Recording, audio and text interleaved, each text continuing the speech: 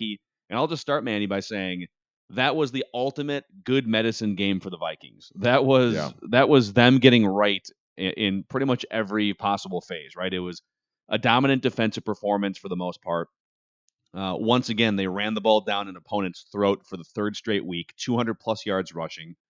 And Kirk Cousins was a game manager. Kirk Cousins only threw, I think, 21 passes, no interceptions. He tried to throw an interception or two, but he wound up with no interceptions.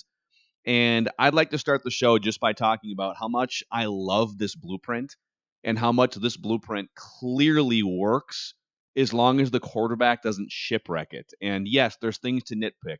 The offensive line hasn't been perfect by any means in the pass blocking department this season. But when your defense plays this well and when your running game is this dominant, and you've got weapons around to help your quarterback, as long as your quarterback doesn't do what he did in the fourth quarter of that Green Bay game, this is a damn good blueprint, Manny Hill.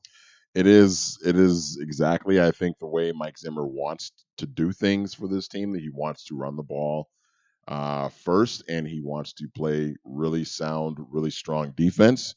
And so far in the actually, you know what? All three games, the Vikings have been able to do that. They've been able to run the football with a lot of effectiveness, and they've played pretty good defense in these first three games.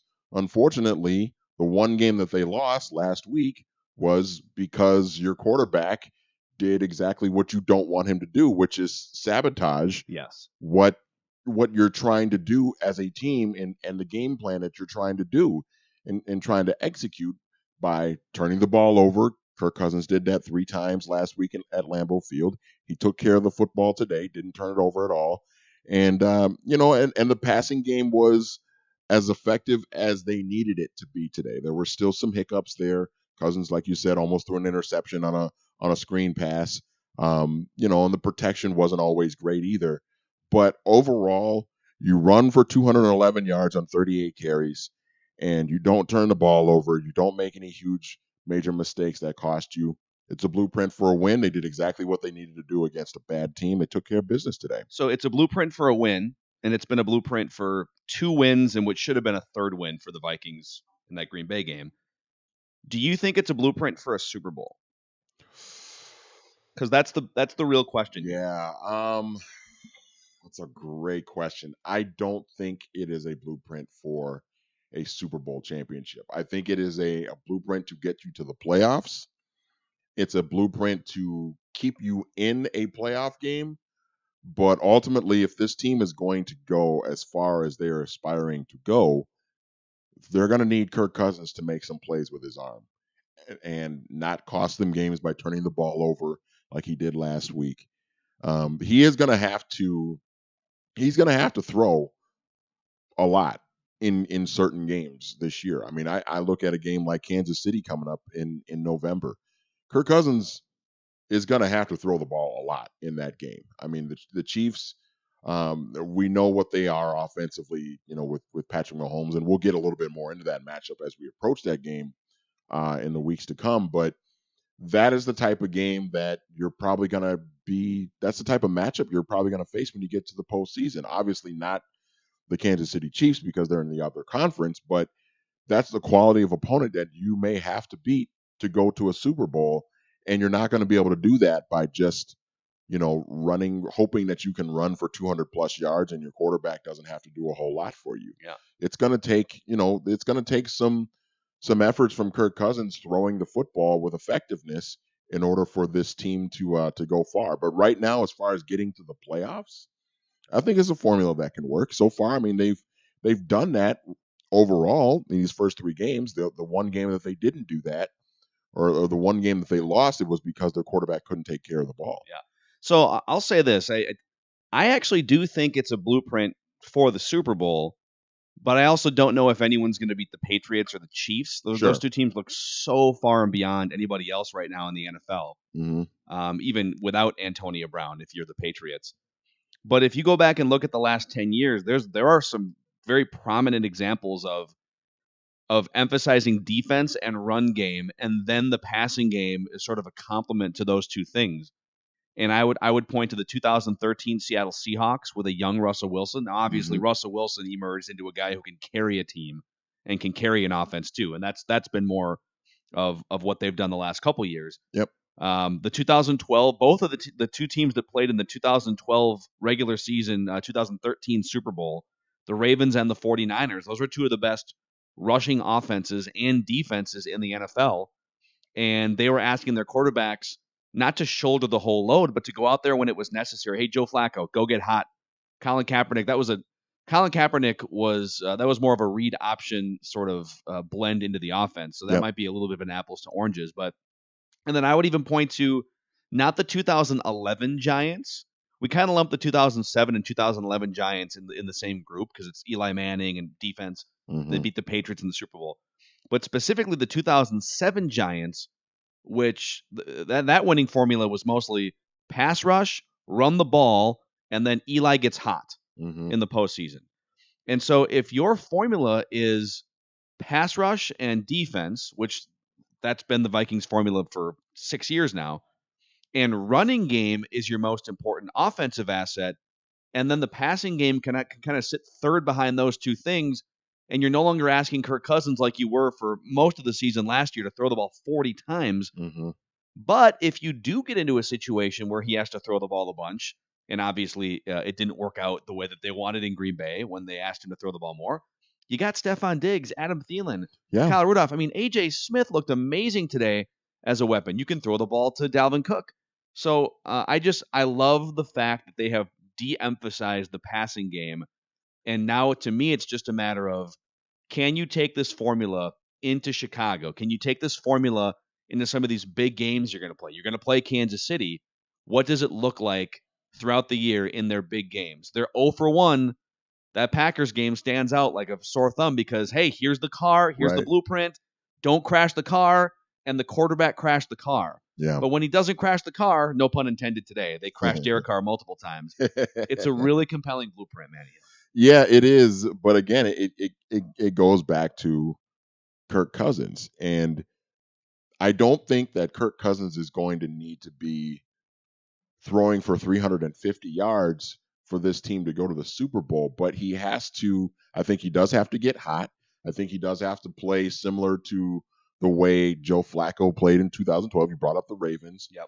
And it's going to take a Kirk Cousins putting together a handful of games late in the year where he plays really well, doesn't turn the ball over. I think Flacco threw in that playoff run with the Ravens, I think he threw one interception, if I'm not mistaken. I think he had one turnover. That's what it's going to take from Kirk Cousins. Unfortunately, right now, the reputation that Kirk Cousins has is in these big games, in these big moments where they need him to make a throw or they need him to make a play, he comes up short. He comes up small. He makes a bad interception. He turns the ball over by fumbling somehow. I mean, he's got to get that off of his shoulders. He does not have to carry this offense. He's got talent. He's got two of the best receivers in the NFL. He has who I think now, I'm in agreement with you. I think Dalvin Cook's the best running back in football right now. Yeah. The way he's playing and the way the system is set up for him. That's my hot take of the day. Yeah, I think I'm with you on that. He's been tremendous in these first 3 games. So Kirk Cousins has the talent around him. The offensive line isn't great, but I think it's good enough. It should be good enough. You just need this quarterback to not sabotage what you're trying to do week in and week out, and that's running the football, playing good defense, and not turning the ball over. If they can do that, they can go on a run.